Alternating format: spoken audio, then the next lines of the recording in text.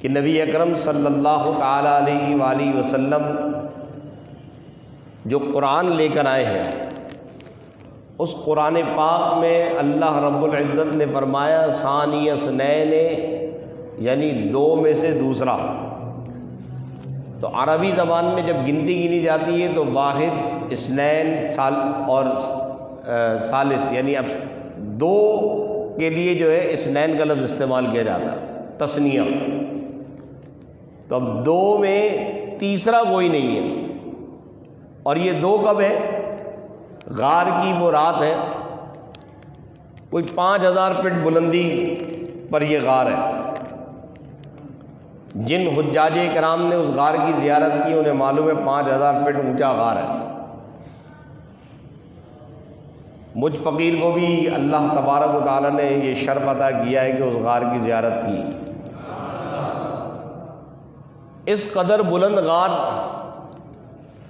اب غار میں جب جا رہے ہیں، رات کا وقت ہے، بڑی عجیب و غریب سی بات ہے کہ اگر ابھی لائٹ چلی جائے تو ہاتھ کو ہاتھ سجائی نہیں دے گا۔ وہاں غار کے اندر کہتے پتہ چل گیا حضرت ابوبکر کو کہ یہاں سوراخ ہے، وہاں سوراخ ہے، وہاں سوراخ ہے۔ یہ سوچنے والی بات ہے۔ بہت غور و فکر کیا، بہت سوچا، تو متہ یہ چلا، معلوم یہ ہوا کہ چہرہ مصطفیٰ سے جو نور تشریف لا رہا ہے اور نور نے اس پورے غار کے اندر روشنی کر رکھی ہے، تو اب جہاں جہاں سوراخ تھا وہاں سے جھروکوں سے روشنی نکل کے جا رہی ہے۔ اور صدیق اکبر رضی اللہ تعالیٰ عنہ نے جب وہ سوراخ دیکھے تو ہر سوراخ پہ چادر پھاڑ کے لگاتے چلے گئے تاکہ سارے کے سارے سوراخ بند ہو جائیں۔ علامہ یوسف الصالحی رحمۃ اللہ تعالیٰ علیہ سبل الہدی والرشاد میں یہ پورا واقعہ تحقیق کے ساتھ نقل کرتے ہیں۔ تحقیق کا مطلب یہ ہوتا ہے کہ سبل الہدی والرشاد فی سیرت خیر العباد، نبی اکرم صلی اللہ تعالیٰ علیہ وآلہ وسلم کی سیرت کی وہ مستند اور عظیم کتاب ہے جو تقریباً ساری دنیا کے مسلمانوں میں تسلیم کی جاتی ہے۔ چنانچہ یوسف صالحی رحمۃ اللہ تعالیٰ علیہ نے اس کتاب میں جو حضور صلی اللہ علیہ وسلم کی سیرت پر آپ نے یہ کتاب تحریر فرمائی ہے، تو آپ لکھتے ہیں کہ جب غار کے سارے سوراخ بند کر دیے، اب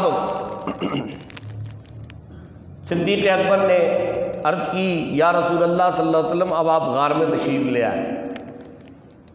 اب صدیق اکبر کے زانو پر تاجدار کائنات خاتم النبیین صلی اللہ علیہ وسلم اپنا سر اقدس رکھ کر آرام فرما رہے ہیں۔ ایک زانو وہ بھی تو ہے کہ جس پہ سر اقدس رکھ کے آرام فرما رہے ہیں تو سورج چلا گیا، لیکن مجال ہے کہ زانو ہلا دے، کیونکہ جانتے ہیں کہ اصل الاصول بندگی اسی تاجور کی ہے۔ ایک طرف نماز جانے کا دکھ ہے، دوسری طرف محبوب کی نیند خراب ہونے کا دکھ ہے۔ آنکھوں سے آنسو رواں ہو جاتے ہیں۔ حضور نے پوچھا کیا بات ہے، کیوں رو رہے ہو؟ کہا سرکار سورج غروب ہو گیا ہے، میری عصر کی نماز چلی گئی۔ حافظوا علی الصلوات والصلاۃ الوسطیٰ، وہ نماز جس کے لیے قرآن نے کہا ہے کہ اسپیشلی اس کی حفاظت کرو، تو نماز چلی گئی۔ اللہ کے رسول صلی اللہ علیہ وسلم نے فرمایا علی، ارے مشکل کشا کے در پہ آ کے مشکلیں رویا نہیں کرتے۔ اشارہ فرمایا، اور جو ہی آپ نے اشارہ فرمایا دعا کے لیے ہاتھ بلند کیے، عرض کی مولا یہ علی تیرے اور تیرے نبی کے کام میں تھا، اس گئے ہوئے سورج کو پھر واپس لوٹا دے۔ تو وہ سورج واپس لوٹ آیا، تو کسی کے زانو پہ سر رکھا تھا، گیا سورج واپس لوٹا دیا۔ آج صدیق اکبر کے زانو پہ سر رکھا ہوا ہے اور وہ آرام فرما رہے ہیں۔ شاعر نے دیکھا تو کہنے لگا وہ یوں محو خواب ہے گل ہاتھ میں لیے ہوئے، وہ یوں محو خواب ہے گل ہاتھ میں لیے ہوئے، رک کر بہار نے بھی سجدے انہیں کیے۔ اب صدیق اکبر رضی اللہ تعالیٰ عنہ بلا شرکت غیرے بارگاہ نبوی سے اکتساب فیض فرما رہے ہیں، کوئی بیچ میں نہیں ہے۔ 3 راتیں 2 دن صدیق اکبر رضی اللہ تعالیٰ عنہ نے غار میں حضور کے ساتھ گزارے۔ یہ جو ساتھ ہے نا، ساتھی کہتے ہی تھی وجہ سے، جو ساتھ ساتھ رہتا ہے اس کو ساتھی کہتے ہیں، ہم نشین کہتے ہیں، جلیس کہتے ہیں۔ تو یہ ساتھی ایسے ساتھی ہیں کہ جب سے ساتھی بنے ہیں تو ابتدائے اسلام سے آپ دیکھتے چلے جائیں ساتھ کہاں کہاں ہے۔ سفر میں ساتھ ہے، ہجرت میں ساتھ ہے، مکے میں ساتھ ہے، اور پھر مدینے پہنچے تو مدینے میں ساتھ ہے، تو غزوہ بدر میں ساتھ ہے، تو احد میں ساتھ ہے، تو حنین میں ساتھ ہے، تبوک میں ساتھ ہے، ہر جگہ ساتھ ہے۔ یہاں تک کہ جب رسول اللہ صلی اللہ علیہ وسلم معراج پر تشریف لے گئے اور معراج پر سدرہ کے مقام پر جبریل نے ساتھ چھوڑ دیا، عرض کی یا رسول اللہ یہاں سے لامکہ تک آپ تنہا سفر کریں گے، اب میں آگے نہیں بڑھ سکتا۔ اس موقع پر جب حضور سدرہ سے لامکہ کی طرف رواں دواں ہے، امام بخاری نے بخاری شریف میں نقل فرمایا کہ جب لامکہ کی طرف رواں دواں ہے تو بشری تقاضے کے مطابق حضور کو کچھ گھبراہٹ ہوئی، تو اللہ رب العزت نے کلام فرمایا، صدیق اکبر کے لہجے میں کلام فرمایا، قف یا محمد، اے محمد صلی اللہ علیہ وسلم ٹھہر جائیے کہ آپ کا رب آپ کے اوپر درود پڑھ رہا ہے۔ جب وہ مانوس آواز اپنے ساتھی کی وہ مانوس آواز سنی تو حضور فرماتے ہیں کہ میری گھبراہٹ دور ہو گئی۔ تو آپ غور فرمائیں کہ وہ ساتھ جو مکے سے ساتھ تھا، یہ آواز، بھائی آپ کی توجہ نہیں ہے، اصل میں بات یہ ہے، اور جب آپ کی توجہ نہیں ہے، آپ نے بات کو پک ہی نہیں کیا، میں نے کیا کہا ہے کہ حضور سدرات لامکہ کی طرف جا رہے ہیں، اس تنہائی کے عالم میں جہاں کوئی نہیں تھا وہاں بھی صدیق اکبر کا ساتھ تھا۔ یہ بتانا چاہ رہا ہوں کہ وہاں پر بھی صدیق اکبر کی آواز کا ساتھ ہے، غار میں بھی ساتھ ہے، ہر میدان میں ساتھ ہے۔ یہ ایسے ساتھی ہیں اور ایسا ساتھ ہے کہ اب مزار میں بھی ساتھ ہے، مزار میں بھی ساتھ ہے۔ تو اب صدیق اکبر رضی اللہ تعالیٰ عنہ نے جو حضور سید عالم صلی اللہ علیہ وسلم سے بلا شرکت غیر فیض حاصل کیا، اس کو ہم کیا کہہ سکتے ہیں؟ اس کی جھلک میں آپ کو دکھاتا ہوں کہ اس کی جھلک یہ ہے کہ اب چلتے چلے جا رہے ہیں غار میں، 2 راتیں 3 دن گزار دیے، سفر پر روانہ ہے، مدینہ شریف کے قریب پہنچ گئے۔ اب جب مدینے کے قریب پہنچ گئے تو ایک کافر جو کافی دیر سے تعاقب کر رہا تھا وہ بالکل قریب پہنچ گیا۔ اب جب یہ کافر قریب پہنچ گیا تو صدیق اکبر رضی اللہ تعالیٰ عنہ نے عرض کی یا رسول اللہ صلی اللہ علیہ وسلم، یہ تعاقب کرتے کرتے ہمارے قریب آ گیا ہے اور اب بس یہ ہمیں گرفتار کرے گا اور کفار مکہ کے حوالے کر دے گا، کچھ کیجئے۔ حضور نے فرمایا اے زمین پکڑ لے اس کو۔ جیسے ہی آپ نے زمین کو حکم دیا، زمین شک ہو گئی اور وہ تعاقب کرنے والا کافر زمین کے اندر تک دھس گیا، آدھا دھس گیا۔ اب جب دھس گیا اس نے دیکھا کہ یار یہ تو معاملہ ہی عجیب ہے، بڑے بڑے جادوگر دیکھیں بھائی یہ جادو نہیں ہے، اس کو سپلی نہیں کہہ سکتے۔ چنانچہ یہ شخص جو ہے حضور سید عالم صلی اللہ علیہ وسلم کی بارگاہ میں معافی طلب کرنے لگا کہ اللہ آپ تو جواد ہیں، آپ تو کریم ہیں، معاف کر دیجئے۔ حضور نے فرمایا اے زمین چھوڑ دے۔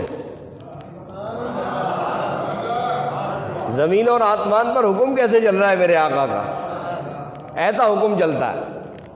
وہ لوگ جو کہتے ہیں کہ حضور سید عالم صلی اللہ علیہ وسلم کچھ نہیں کر سکتے، میں نے کہا یہ بخاری کی حدیثیں پڑھو کہ کیا کیا کر سکتے ہیں۔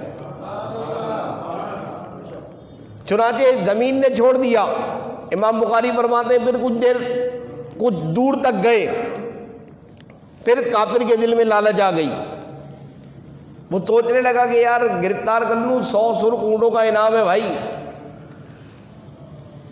100 کروڑ روپے ملنے والے ہیں۔ پھر دوڑا، صدیق اکبر نے عرض کی یا رسول اللہ تو پھر آ رہا ہے۔ حضور نے فرمایا زمین پکڑ لے۔ زمین نے پھر شک ہوئی، پکڑ لیا اس کو۔ اب یہ پھر دوبارہ معافی مانگنے لگا، معافی تلافی ہو گئی، حضور نے معاف کر دیا، زمین واپس کشادہ ہو گئی، یہ آزاد ہو گیا۔ تیسری مرتبہ پھر ایسا ہوا، شیطان ہے نا، نفس کا غلبہ ہوا، شیطان نے دھوکہ دیا، یہ پھر دوبارہ پیچھے۔ حضور نے فرمایا زمین سے پھر پکڑ لے۔ اب یہ معافی مانگ رہے، حضور نے فرمایا نہیں تو غلط بات کرتا ہے، ہر دفعہ اپنی بات سے پھر جائے گا، اب نہیں پھروں گا، وعدہ ایک دفعہ چھوڑ، اب آخری مرتبہ چھوڑ دیں۔ جب حضور نے چھوڑ دیا تو یہ چمڑے کا ایک ٹکڑا لے کر کے حضور کی بارگاہ میں حاضر ہوا اور کہا کہ میرے لیے اس پہ امان لکھ دیجئے۔ کیا امان لکھ دیجئے؟ کہ جب اللہ تعالیٰ آپ کو غلبہ دے گا، جب کبھی بھی اللہ تعالیٰ آپ کو غلبہ دے گا تو میں آپ کے پاس آؤں گا تو آپ مجھے قتل نہیں کروائیں گے۔ یہ عربوں کا ایک رواج ہے، امان لکھ دیجئے۔ تو رسول اللہ صلی اللہ تعالیٰ علیہ وآلہ وسلم نے ارشاد فرمایا کہ وہ وقت کیسا ہوگا کہ جب قیصر و کسریٰ کے کنگن تیرے ہاتھوں میں ہوں گے۔ یعنی حضور وہ پیشن گوئی فرما رہے ہیں، نگاہ نبوت سے دیکھ رہے ہیں، کہتے ہیں کیف بکا یا سراقہ، اے سراقہ وہ وقت کیسا ہوگا کہ جب تیرے ہاتھ میں قیصر و کسریٰ کے کنگن ہوں گے۔ نہیں سمجھے کہ مسلمان قیصر و کسریٰ کو فتح کر لیں گے، اسلام اس قدر پھیل چکا ہوگا اور اس قدر غلبہ ہوگا اسلام کا کہ قیصر و کسریٰ کو فتح کر لیں گے، اس بادشاہ کے ہاتھ میں جو کنگن ہے وہ کنگن تجھے پہنائے جائیں گے۔ یہ حضور فرما رہے ہیں، اور تاریخ کے اوراق بتاتے ہیں کہ یہ قیصر و کسریٰ جس کی پیشن گوئی حضور نے ارشاد فرمائی فتح ہونے کی، یہ سیدنا فاروق اعظم رضی اللہ تعالیٰ عنہ کے دور خلافت میں فتح ہوئے۔ تو جس قیصر و کسریٰ کے فتح ہونے کی پیشن گوئی حضور فرما رہے ہیں، تو جس آدمی کے زمانہ خلافت میں وہ پیشن گوئی پوری ہو رہی ہے، کیا وہ خلافت جھوٹی ہو سکتی ہے؟ کیا وہ خلافت دھوکے پر مبنی ہوگی؟ وہ خلافت گویا کہ رسول اللہ صلی اللہ علیہ وسلم حضرت عمر فاروق رضی اللہ تعالیٰ عنہ کی خلافت کی بھی تصدیق فرما رہے ہیں۔ مدینہ شریف پہنچ گئے۔ اب جب مدینے پہنچ گئے تو لوگ رسول پاک سید عالم صلی اللہ تعالیٰ علیہ وسلم کو چھوڑ کر صدیق اکبر سے ملنے لگے اور اپنے جذبات کا، احساسات کا، احترام کا اظہار کرنے لگے۔ گویا صدیق اکبر رضی اللہ تعالیٰ عنہ سمجھ گئے کہ غار ثور میں جو 2 راتیں 3 دن میں نے گزارے اور بلا شرکت غیرے میں نے مکتب نبوی سے جو اکتساب نور اور اکتساب فیض کیا ہے، تو وہ اس قدر مجھ پر ہو گیا، گویا آئینہ جب سورج کے سامنے رکھ دیا جائے تو آئینے پر جو سورج کی روشنی منعکس ہو کر آتی ہے تو وہ اور زیادہ تیز ہو کے آتی ہے۔ تو حضرت صدیق اکبر سمجھ گئے کہ لوگ دھوکہ کھا گئے، لوگ مجھے کچھ سمجھ رہے ہیں، ایسا نہیں ہے۔ آپ نے اپنی وہ پھٹی ہوئی چادر جو آدھی پھٹی ہوئی تھی، وہ پھٹی ہوئی چادر لے کر حضور سید عالم صلی اللہ علیہ وسلم کے سر پر ایسے پھیلا دی اور پھیلا کر کے اپنے عمل سے بتا دیا کہ آقا اور اصل یہ ہے، میں تو غلام ہوں۔ غلام کی اتنی شان ہے تو آقا کی شان کیا ہوگی؟ صدیق اکبر رضی اللہ تعالیٰ عنہ ہجرت کے بھی ساتھی ہیں اور آپ رسول پاک سید عالم صلی اللہ علیہ وسلم کی زندگی کے ہر موڑ پر حضور کے ساتھی ہیں۔ حضور کہتے ہیں نا، عشق جب ہو جائے نا تو طبیعت میں ڈل جاتی ہے، مزاج میں ڈل جاتا ہے۔ حدیبیہ کے موقع پر جب صلح حدیبیہ ہو رہی، حضرت عمر فاروق رضی اللہ تعالیٰ عنہ حضور کی بارگاہ میں حاضر ہوئے۔ اب غور سے سنیے، حضرت عمر نے عرض کی یا رسول اللہ صلی اللہ علیہ وسلم کیا ہم حق پر نہیں ہیں؟ کہا بالکل حق پر ہیں۔ تو کہا جب ہم حق پر ہیں اور اللہ نے آپ کو حق کے ساتھ نبی بنا کر نہیں بھیجا؟ حضور نے کہا مجھے حق کے ساتھ نبی بنا کر بھیجا۔ حضرت عمر نے کہا پھر ہم دب کر شرائط کیوں مان رہے ہیں؟ کیوں دب رہے ہیں؟ تلوار سے ان کا فیصلہ کر دینا۔ جناب رسول پاک صلی اللہ تعالیٰ علیہ وآلہ وسلم نے ارشاد فرمایا میں امر الہی کا پابند ہوں، میں وحی الہی کا پابند ہوں۔ حضرت عمر فاروق رضی اللہ تعالیٰ عنہ حضرت ابو بکر کے پاس جاتے ہیں۔ امام بخاری نے دونوں روایتوں کو ایک ساتھ نقل کیا ہے۔ حضرت ابو بکر کے پاس گئے، جناب ابو بکر صدیق رضی اللہ تعالیٰ عنہ سے وہی سوالات کیے، اے ابو بکر بتائیں کہ کیا ہم حق پر نہیں ہیں؟ صدیق اکبر نے کہا بالکل حق پر ہیں۔ کیا ہمارے نبی صلی اللہ علیہ وسلم حق کے ساتھ نبی بنا کر نہیں بھیجے گئے؟ کہا بالکل حق کے ساتھ نبی بنا کر بھیجے گئے۔ تو کہا پھر وجہ کیا ہے کہ ہم دبتے کیوں ہیں؟ تو صدیق اکبر نے کہا کہ وہ پابند ہے وحی الہی کے۔ علامہ عینی نے دونوں روایتوں کو نقل کرنے کے بعد کہا کہ آپ اندازہ لگائیں کہ حضور وہاں تشریف رکھتے ہیں، صدیق اکبر اس جگہ تشریف رکھتے ہیں، دونوں کے درمیان کافی بعد اور مسافت ہے، لیکن جوابات یعنی جو سوال حضرت عمر کر رہے ہیں ان سوالات کے جوابات میں کس قدر مماثلت پائی جاتی ہے کہ جو جواب رسول اللہ نے دیے ہیں وہی جواب صدیق اکبر بھی عطا فرما رہے ہیں۔ اس کو کہتے ہیں مزاج، جب مزاج میں ڈھل جائے، طبیعت جب طبیعت میں ڈھل جائے تو وہ شخصیت آئینہ بن جاتی ہے۔ حضرت ابو بکر صدیق رضی اللہ تعالیٰ عنہ اس قدر حضور سید عالم صلی اللہ علیہ وسلم کے ساتھ عشق و محبت رکھتے ہیں جس کی مثال صحابہ میں نہیں ملتی تو آج کہاں سے ملے گی؟ آج کہاں سے ملے گی؟ اور جب آپ کا وصال ہوا تو وصال سے کچھ دیر پہلے آپ نے لوگوں کو وصیت فرمائی اور کہا کہ جب میرا وصال ہو جائے تو میرے وصال کے بعد مجھے غسل دے کر کفن پہنانا، عمر تم میری نماز جنازہ پڑھانا، اور جب نماز جنازہ پڑھا لینا تو ایسے نہیں کہ لے جا کے قبرستان میں دفنا دینا، ایسا نہیں کرنا، بلکہ پہلے مجھے رسول پاک صلی اللہ علیہ وسلم کے دربار میں پیش کرنا، اور رسول پاک کے دربار میں پیش کر کے عرض کرنا کہ یا رسول اللہ صلی اللہ علیہ وسلم، آپ کے رفیق، آپ کے ساتھی، رفیق غار جو سفر و حضر میں آپ کے ساتھ رہے، آج آپ کے ساتھ مزار میں بھی حاضر ہونے کی اجازت چاہتے ہیں، تو پہلے حضور سے اجازت لینا، اس کے بعد اگر اجازت ملے تو میرے آقا کریم کے قدموں میں مجھے دفنانا، اور اگر اجازت نہ ملے تو پھر بقی شریف کے قبرستان میں دفنا دینا۔ آپ لوگوں کو لگ رہا ہے کہ بات سمجھ نہیں آئی، توجہ نہیں کر رہے، وصیت کر رہے ہیں اپنے وصال سے پہلے کہ مجھے حضور کے بارگاہ میں لے جانا۔ تو یہاں صحابہ کرام نے یہ نہیں کہا کہ بھئی وہاں بارگاہ میں لے جانے کا فائدہ کیا ہے، جیسے ہمارے یار لوگ کہتے ہیں نا کہ مدینے میں جا کے تمہیں ملتا کیا ہے، وہاں پر ہے کیا، قبر کے اندر کچھ بھی نہیں ہے، خالی پڑی ہے۔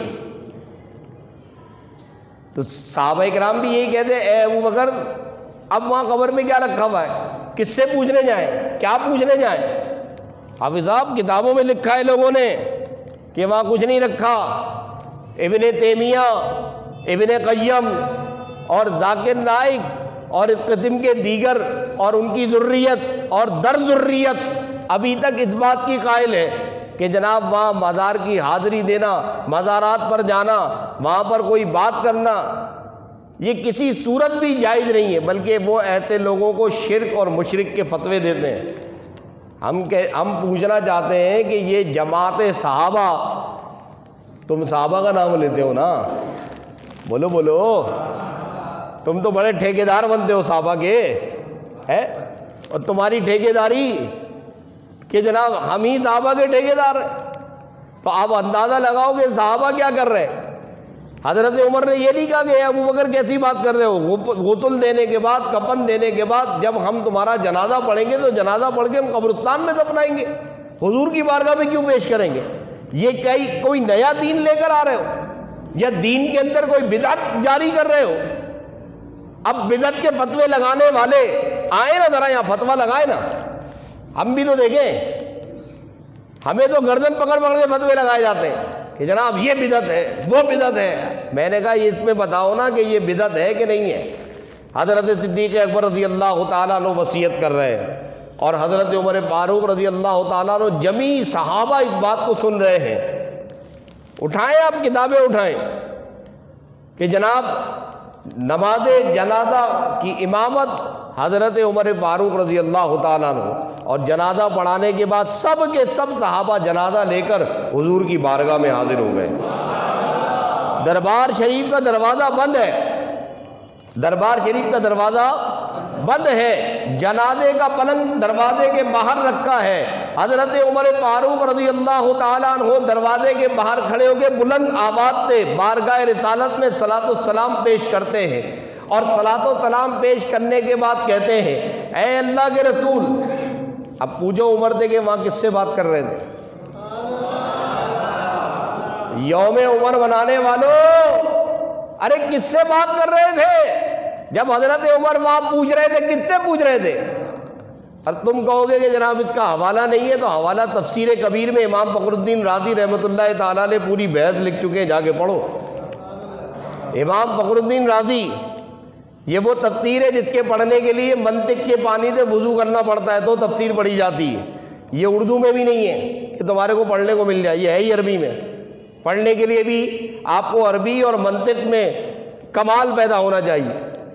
امام فخر الدین رازی رحمۃ اللہ تعالیٰ نے اس واقعے کو نقل فرما رہے ہیں کہ حضرت عمر فاروق رضی اللہ تعالیٰ عنہ بارگاہ رسالت میں عرض کرتے ہیں یا رسول اللہ صلی اللہ علیہ وسلم، اللہ آپ پر سلام بھیجتا ہے، اس کے فرشتے آپ پر سلام بھیجتے ہیں. یہ آپ کے یار غار، رفیق سفر حضرت ابو بکر رضی اللہ تعالیٰ عنہ افضل الناس بعد الانبیاء، ہر نبی خاتم النبیین کے بعد روئے زمین پر سب سے افضل صدیق اکبر. گلی گلی نگر نگر، گلی گلی نگر نگر سب سے افضل ابو بکر. حضرت ابو بکر صدیق رضی اللہ تعالیٰ عنہ حاضر ہے.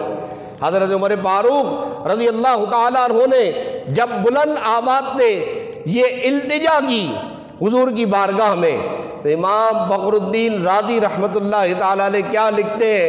فرماتے ہیں، لکھتے ہیں کہ دروازہ کھل گیا، دروازہ مزار شریف کا خود بخود کھل گیا، اور دروازہ کھلنے کے بعد فنودیا من قبرہ ادخلوا الحبیب الی الحبیب، دروازہ کھل گیا اور قبر سے یہ آواز آئی کہ حبیب کو حبیب کے ساتھ ملا دیا جائے.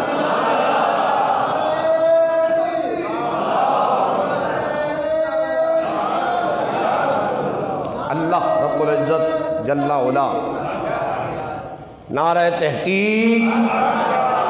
اللہ رب العزت جل علا حضرت صدیق اکبر کے مزار پر اپنی رحمت و رضوان کے بے شمار پھول نچھاور فرمائے، اور ان کے فیضان سے ہم سب کی مغفرت فرمائے.